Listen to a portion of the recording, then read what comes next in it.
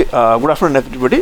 Today what we are going to learn is how to make a data control design using the flowcharts. In the last 3 classes, what we learned was how to make flowcharts. So now we are familiar for each of the instruction sets how to make a flowchart. Okay, and finally these flowcharts needs to be implemented in hardware. So the hardware engineer from the flowcharts, for each of the flowcharts, he is going to make an corresponding hardware design. So that is what we are going to learn in today's class. If you see here, this is the execution. This is the main block of an processor, right? So here we saw there would be an execution unit, and we saw within the execution unit how various commands are given, and the execution units executes that, right? So let's see how the data flows within a microprocessor. Okay, and the first thing is from the program controller. Right, a program controller points out the location from where the next instruction requires to be fetched. So that new address from where the data is to be. Okay, so this is the first slide. Okay, what I was explaining is this is the block diagram of an processor. Here what it starts with an execution unit. So what does an execution unit do? Okay, within the execution unit there will be a program counter, and towards the end of each instruction, the program the data available in the program counter that actually points out to a location, to the memory location from where the next instruction resides. Yeah, I hope I am audible. Yeah. Okay. So what is done is during the execution of any instruction, right? The program counter is updated with the address from where the next instruction cycle requires to be fetched. Okay. So you have an execution unit. Within that you have a program counter. In the program counter, the location from where the next instruction needs to be fetched is put there. Okay, so that is again put it into the address out buffer, and from the data bus it is brought to the IRF. Okay, in instruction fetch register, and once that, and while the execution is unit is performing the action, this data also flows in this path out here, right? Parallelly, execution unit is parallelly doing one set of execution, so a particular set of tasks. Parallelly signals also flow here. So let's see what is happening here. From the instruction fetch register, it comes to the instruction execute register. Okay, and here from the instruction decoders, it goes to the control store here. So control store initially itself it is programmed for various instructions. So for corresponding to various flowchart blocks, small blocks, control store has gotten a corresponding small program from where corresponding to that particular instruction fetch. Like if I say add, control store is going to give me one particular data. If I am asking subtract, then it is going to give me some other data. If I am asking just load some register to register, it is going to give me some other control word. Okay, so that is what this particular loop does from instruction register execution to instruction decoder to the control unit, and you have a control word coming here, right? So that is the control word. So we will see this in detail in today's class. Okay, also the control store also tells, okay, what is the next address, and also it gives a signal to the next control block. Okay, now why this is done? Like for example, I am saying add register to register. Suppose I am giving an instruction and add register to register. Okay, so in that case, what happens? So what will be the next instruction? So that instruction is complete, right? So in that case, it will say, okay, you take the next instruction. So here this will say, whereas suppose I am suppose the instruction which is being fed out here is a jump instruction, right? In that case, what happens? In that case, the next address will be corresponding to the jump. Okay, so this next address that will tell the branch control unit, okay, there is a branch control instruction. So similarly, if it is an say it is a 2-word instruction, then some that like you write an add rx and then ry plus some displacement also is being given, right? In that case, this instruction is not complete. You require little more data from the next instruction. So this next address, okay, once you decode the signal, the next address will tell, okay, what would be the next instruction. Either it should come from branch control unit or from the or from an DB or IB or SB. We'll see these things in details. Okay, now you have a control word which is coming out here, right? Now you will see one more branch from here, instruction from IRE. Okay, these are known as the control fields and static. For example, if I have to give an instruction, register add register to register. Okay, so register to register add instruction will go here. It will get decoded out here, and you will get a control word for register to register add, right? But there are 32 registers. Now what are the 2 registers to be added? Say register contents of register 20 is to be added to register 18, right? So here only the opcode goes, that means register to register addition. Okay, that information goes here. It comes as a control word here. Okay, and this will be very clear once we complete today's class.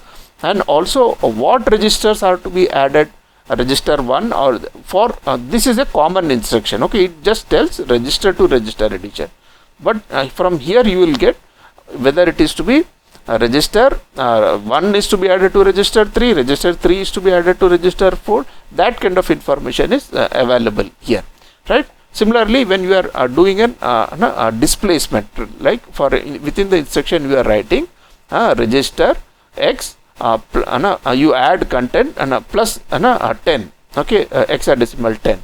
So here from this you will say it will only get decoded that register is to be added with a hexadecimal number. What is that hexadecimal number to be added? That comes from here. Okay, so this becomes the total information which drives the execution unit. Half of it is the control word and half of it is control field which directly comes from IRE. Okay, so if I again summarize what is happening is from the program counter data is placed into the address bus bar. Once from the memory, the next instruction first comes into the IRF. Okay, instruction fetch.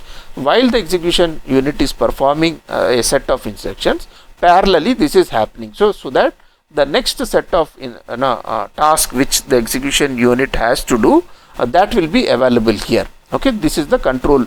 The execution you need to be told, right, what next to do. So that is being processed out here.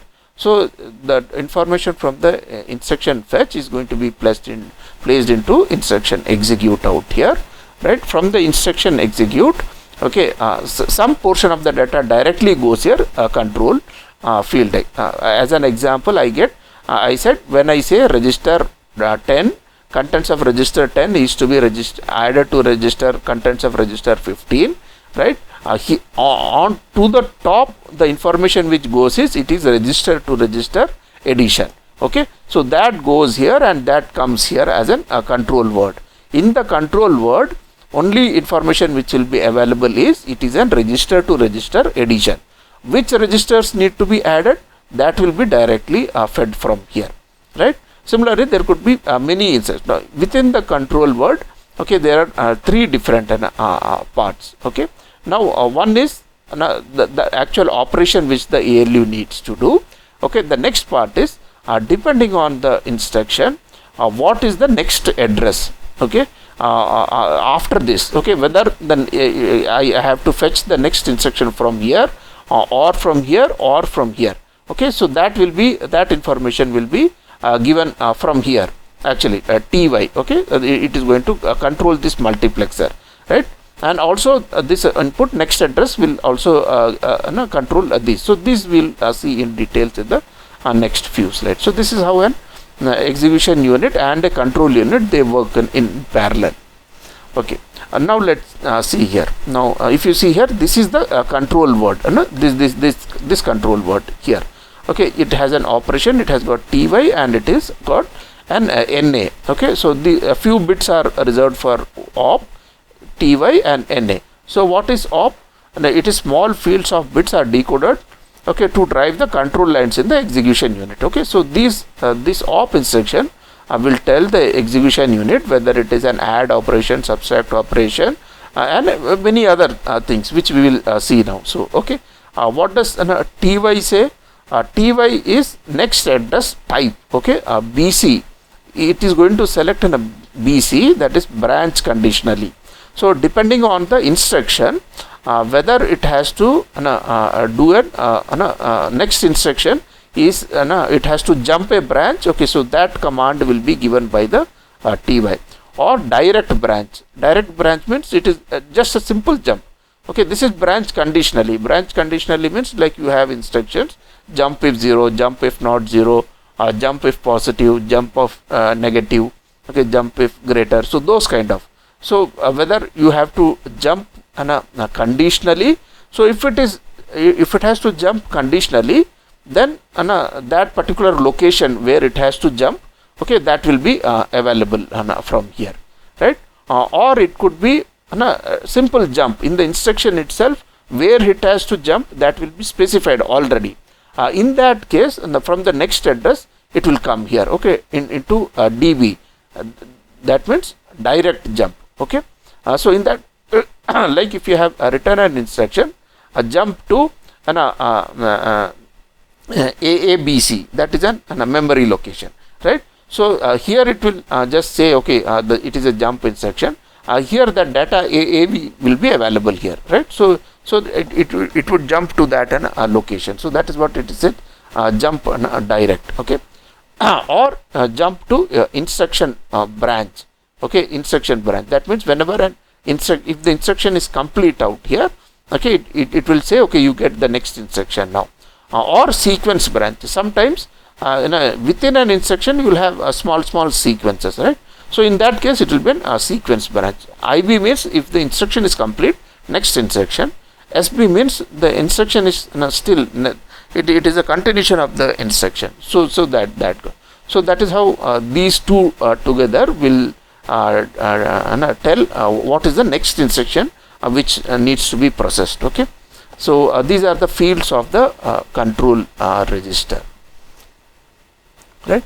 Now let's see how to control. Now we are talking about what are the signals that will require to be given to the execution unit. Okay, so within the execution unit there are several modules, right? So several registers. There is an ALU, there are several registers. Now each we are going to now see how to what should be the control signals to activate those registers and ALUs. Okay, so that is what we are going to learn in the next few slides. Okay, now you have an program counter, right? So if you see how to control the program counter, so these are all various flow charts which we had made in which the program counter was used. Like in the load we had used the program counter. Okay, in the store we used, in the add also we used program counter, in the subtract we used program counter, right? And okay, in AND operation also we used, right? So all the program counters wherever we use, I have just put it together. And then now if I see in the various flow charts, these are the various kinds of instructions which are available as far as a program counter is concerned. In some places from program counter data is being put into the A is the address bus bar, right? There are the internal bus bar. There are two bus bars, like internal A bus and internal B bus. In some places from PC we are going to get into A. In some places from A we are getting to the data to the PC, and in some places from B to PC. In some boxes it is none, like the PC is not used at all. Like in this block, if you see in this block, there is no PC, right? Here there is a PC out here. So for the various flowcharts, these are the 4 kind of instructions which are linking PC. Okay, so you have now if you see here, here you have from PC to A, okay, A to PC, so and B to PC. Now just to simplify the things, wherever I have written A to PC, okay, if I don't use that, I can use B to PC also in those cases. So if you see here, there are only 1 odd places from somewhere we had written B to PC. So if I see here PC, I think in these instructions, yeah, B to PC, B to PC is okay. From A to PC, there is I think one odd instruction is there, right?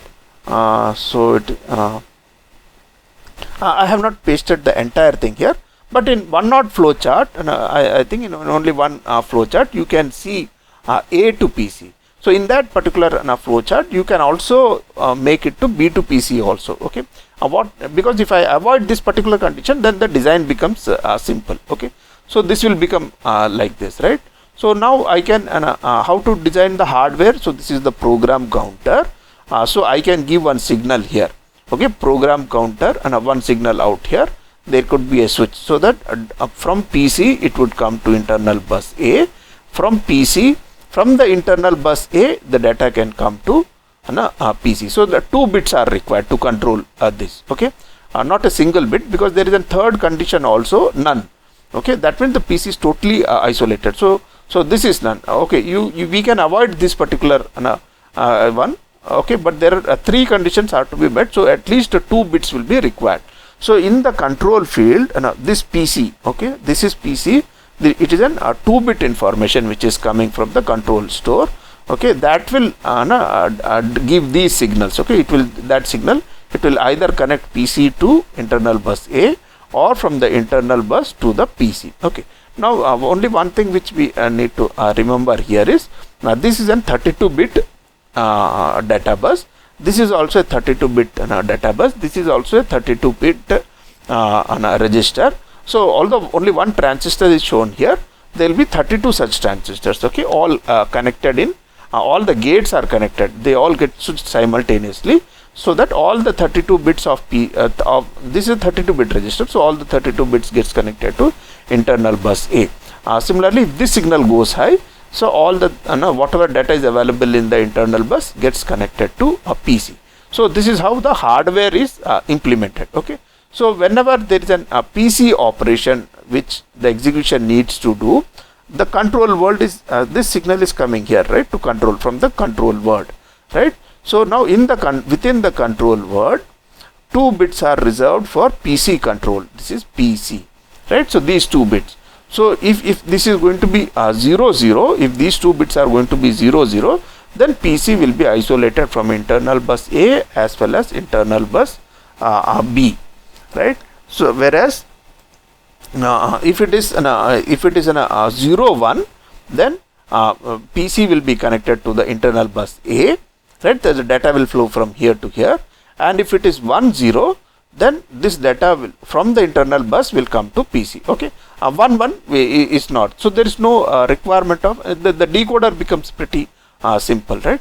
So from the control words, these 2 set of transistors are connected. Now if you see, you don't require a decoder also, right? This 1 bit, okay, this is a 2 bit, right? This is a 2 bit.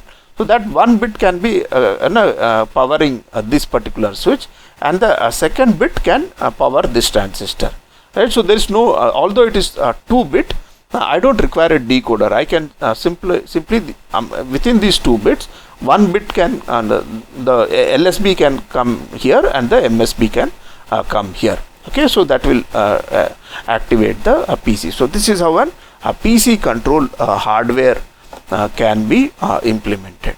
Okay, is it clear till here? Okay, so we can also have we said we also have something known as a T2 register. Okay, that is again a temporary register. So we are also used a T2 in many places. So I have just pasted all the instructions where T2 was being used. So sometimes from T2 you had through the data in an add operation. From T2 you got the data into the AO bus. Here if you see here, here T2 to B to AO, again here T2 to B to AO. So all the different flowcharts. So if I summarize all the T2, what is happening to T2, it is summarized here. So here also if you see, from T2 it is coming to A, from T2 it is coming to B, from A it is coming to T2. There was only one. Okay, one occurrence means for various flowcharts. If you look at all the flowcharts, only then. And from B to T2 also there is one occurrence. Okay, now if you can see there are and none is also one occurrence, right? So it will actually require, if you have to cater for all these different conditions, it will require 3 bits. But there is only one occurrence of A to T2, which actually in the flowchart we can do it from B to T2, so that we can modify that particular flowchart. So that also becomes B to T2. Then there will be only 4 different cases. So these are the 4 different cases. Okay. Now obviously since there are 4 different cases, 2 bits will be required, and you will require an decoder also. Now if you see here, for 0 0 there is nothing. For 0 1 T2 gets connected to A. So 0, okay, this is 0 1. So you see here T2 gets connected to A, right? So T2A and T2A bar. Okay, that means this is the 2 bits which is coming from the control register. So you will require a decoder in this particular circuit. In the previous circuit there was no requirement of a decoder. Here you will require a decoder to generate this particular signal. So this T2 gets connected to the internal bus A. For 1 B gets connected to T2. So for 1 0, okay, so for 1 0 you will find from here it is getting connected to 0. So T2B and T2A bar. Okay, so that control signal, T2A and T2B are nothing but the control signal which is coming from the control here in the T2. 2 bits are reserved for that, right? And for 1 1 T2 is getting connected to the bus B. Okay, internal bus B. So you have 1 1 this data getting connected here, right? So there is a requirement of a decoder in this case. And also what is to be again, like in the previous case, this is not a single switch, it is a 32 bit switch. Okay, because T2 is a 32 bit register, these data buses are also 32 bit. So all these switches, although it is shown as a single MOSFET, just remember that it is a 32 bit switch. So 32 transistors are there. Okay, so all the gates are shorted to each other, so that control signal is single, but each transistor will connect one particular bit to the corresponding bit on the bus bars, internal bus bars. Okay, so this is how an T2 control logic can be implemented, right? Now for an register control, right? Again, like I said, when we do an register to register operation, right? I said whether it is an add operation or an when some data requires to be pushed into the register. Okay, right? So in that particular case, either you have the data from internal bus A coming to the register or internal B coming to the register. Similarly, from the register, okay, the data is going to go to either internal bus A or internal bus B. So all the 4 possibilities are there.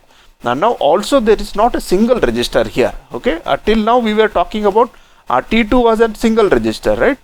Here PC was a single register. Here in this case the register itself, there are 32 registers.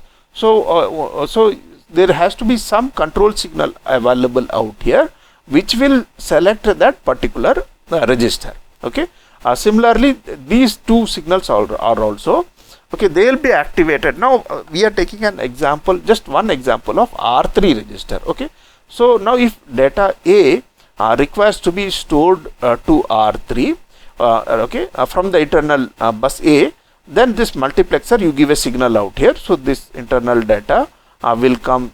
So this multiplexer will only decide whether it is from internal bus A or internal bus B. If it is internal bus A, this data will come from here, and if it is internal bus B, the data will come from here. Okay, so one multiplexer will be required here, okay, to select one of the internal bus. Okay, and then there will be one switch which will be required to select the appropriate register. Okay, now also the output of the register, also now whether it has to go to the internal bus A or internal bus B here, right? So these are the two.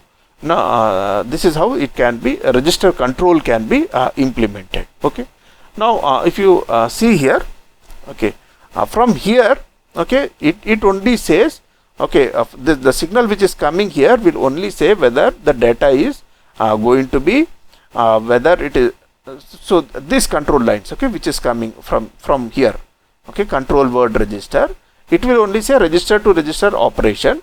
So in this case, it will only say whether it is from A to register or B to register, or from register to A or register to B. Okay, so this op word out here, this op word, okay, coming from the control word register will only give this much information. What information would it give? Whether it is from A to register, okay, or B to register, internal bus A to register or internal B to register. So this mux, okay, this is a single mux that can be driven from this signal, okay, which is coming from the control word, right? Okay, and also once from the register, whether it has to go to A bus or it has go to B bus, okay, that signal also will be given out here.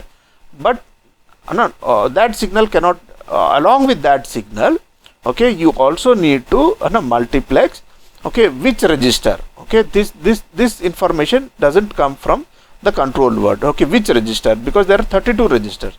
So that which register among the 32 registers, that information comes from IRE to the control static fields. Okay, so we'll see the next block diagram. This is like various instructions.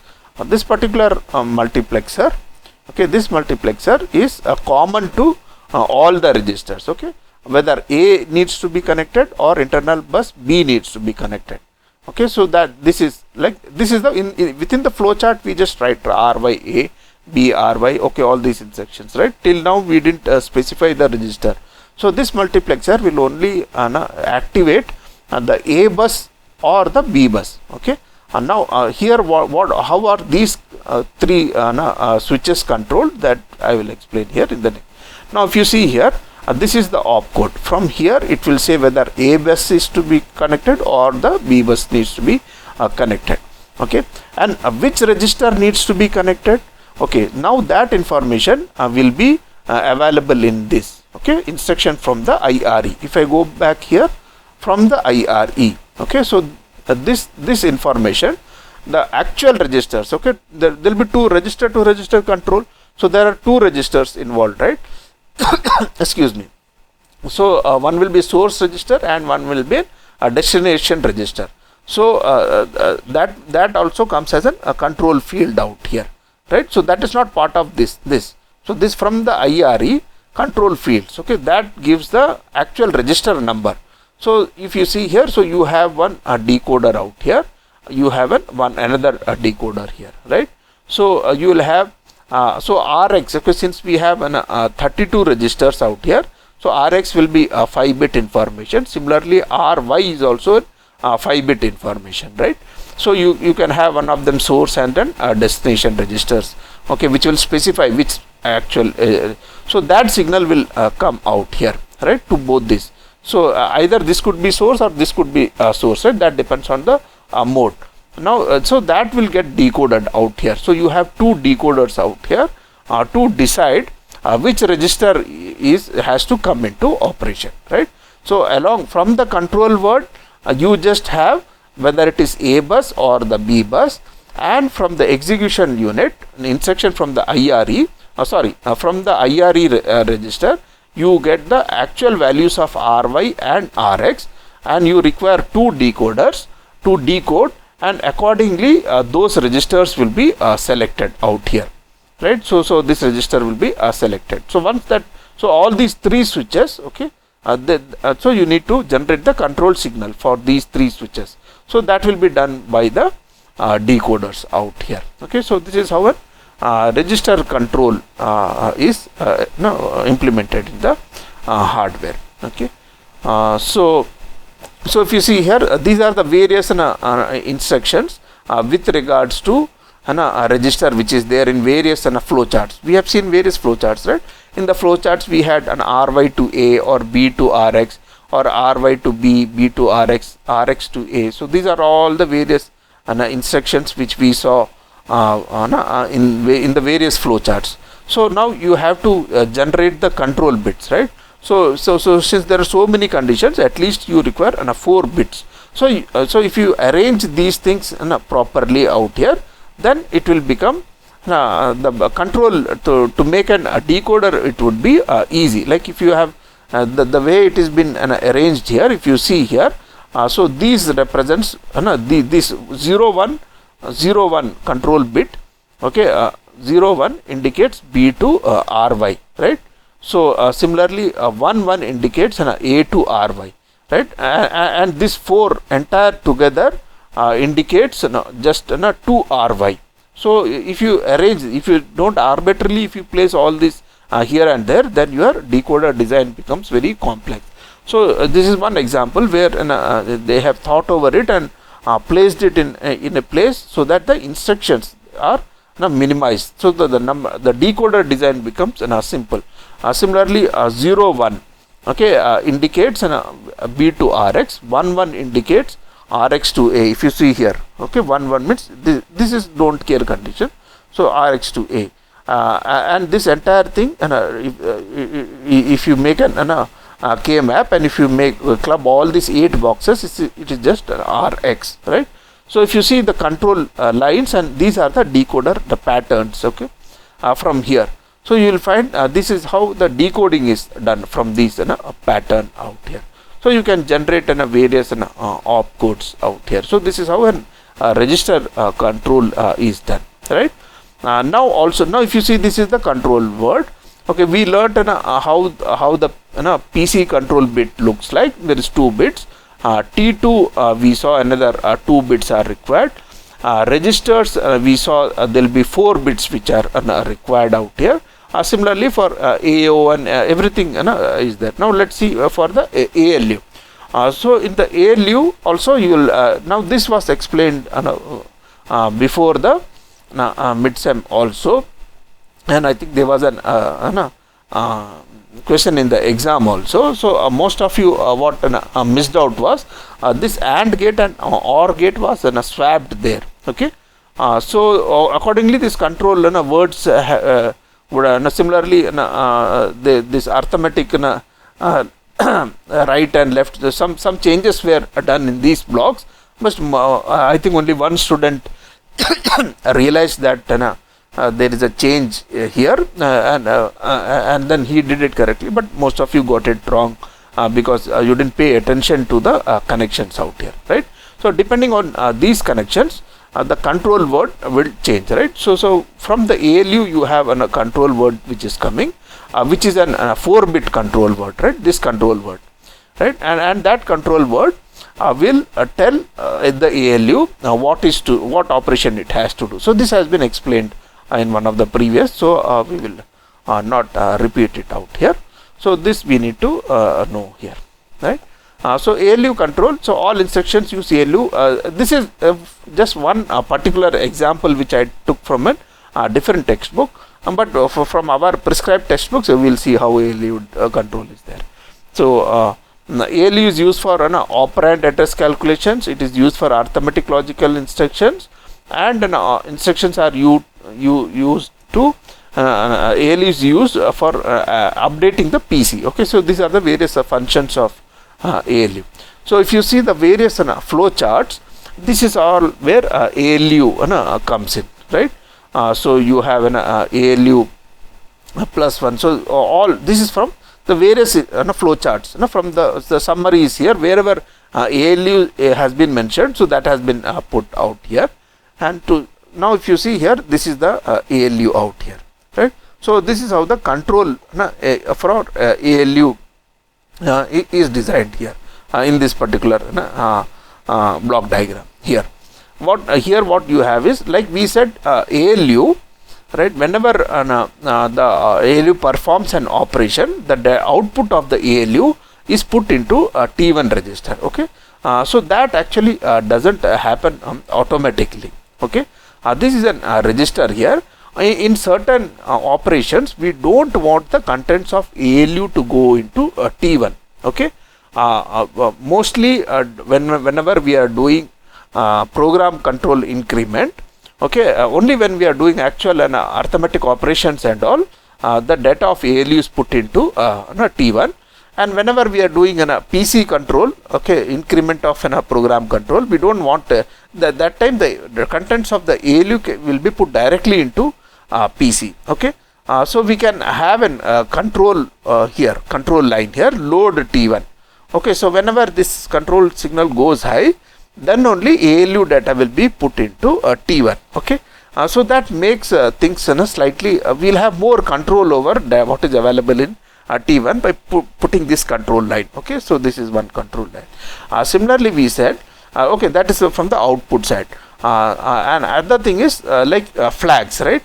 So in the flags case also, whenever we are increasing the PC and a counter, and for certain operations we are not bothered about the flags. Only when we are doing data operation, in that case only we are bothered about the flags. Okay, so again we can give an control signal out here. Okay, so that whenever we want, after the ALU, during the ALU operation, for certain ALU operations, if you want the flags to be updated, then you can give load this signal out here, load CCR signal, which will update the flag. So for the ALU, if you see, these are the two control signals which will be required. What are the other control signals which will required for the ALU? So this is one bit here, one bit here. Okay, now if you see here, we said the ALU, one has to be A bus, the other can be B, or it can be K, right? So do we have that block diagram here in this particular lecture? No. Okay, if you remember from the previous classes, okay, in the ALU, we said ALU can do operations between A bus and B bus, or from K, where K can take this 0, 1 and -1 values, right? But it can't do operation between B and K. So that was the restriction which we had put, right? So you can have this A bus directly connected to ALU, and we require one more control signal here, which will say whether B bus will get connected to ALU, or 0 will get connected, or 1 or because it is actually B bus or K, right? But K can take 0, 1 and -1, 3 values. So I require a 2-bit, I can use a multiplexer here, and to select that multiplexer, I require a 2-bit control line.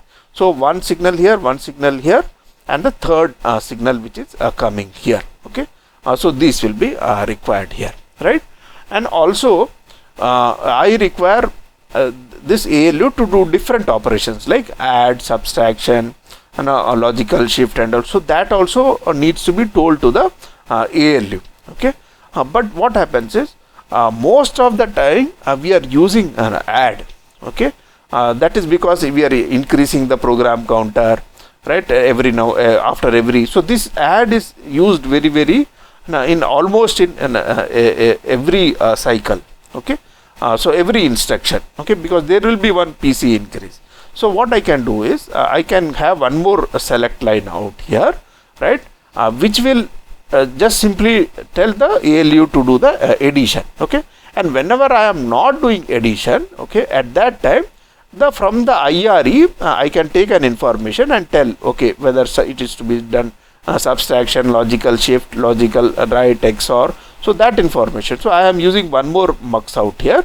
Okay, one which is almost used always, that add through single bit control I can give it here.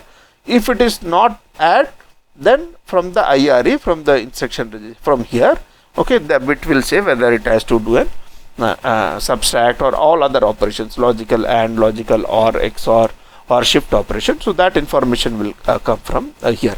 So if you see here, these are the various bits that will be required to control the ALU. Okay. Okay, so these are the various ALU control which we can do. So if you try to map it, again you have to make a decoder, right? What does the decoder do?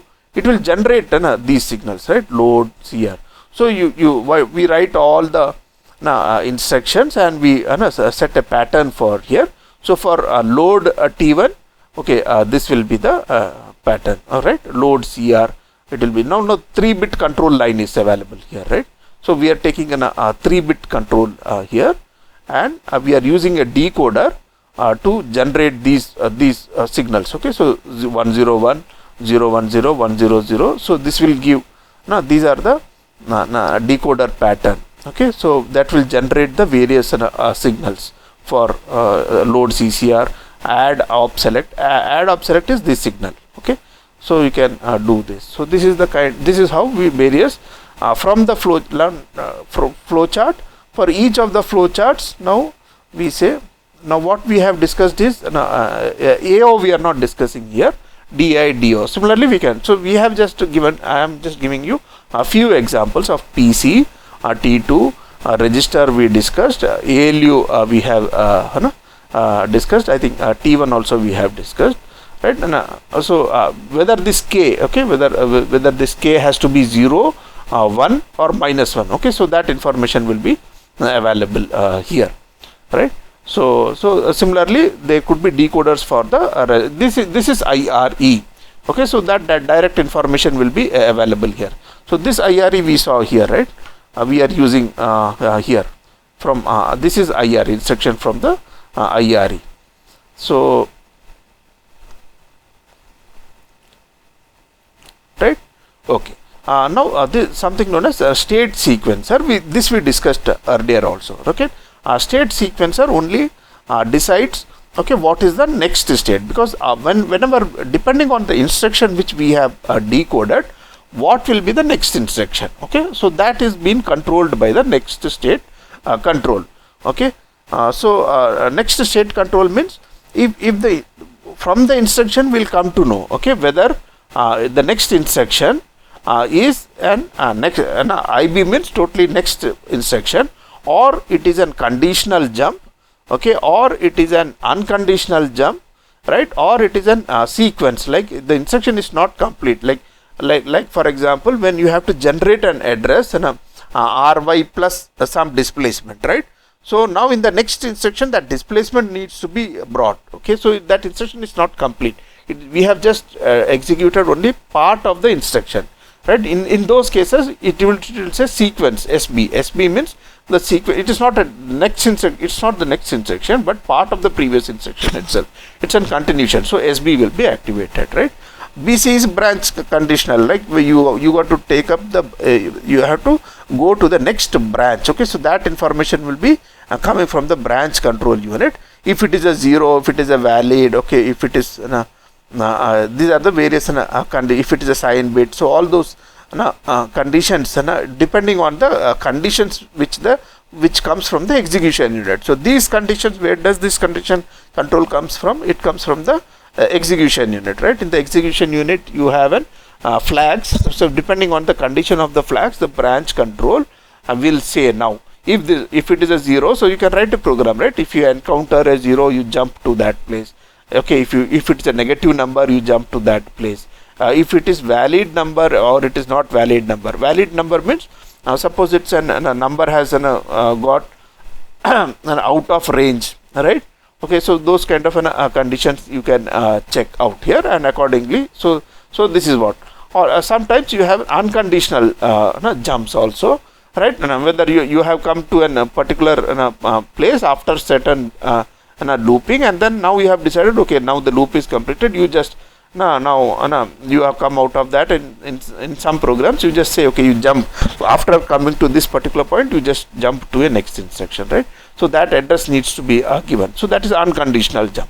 So this is what the state sequencer does. Okay, So with that, we come to an end of today's class.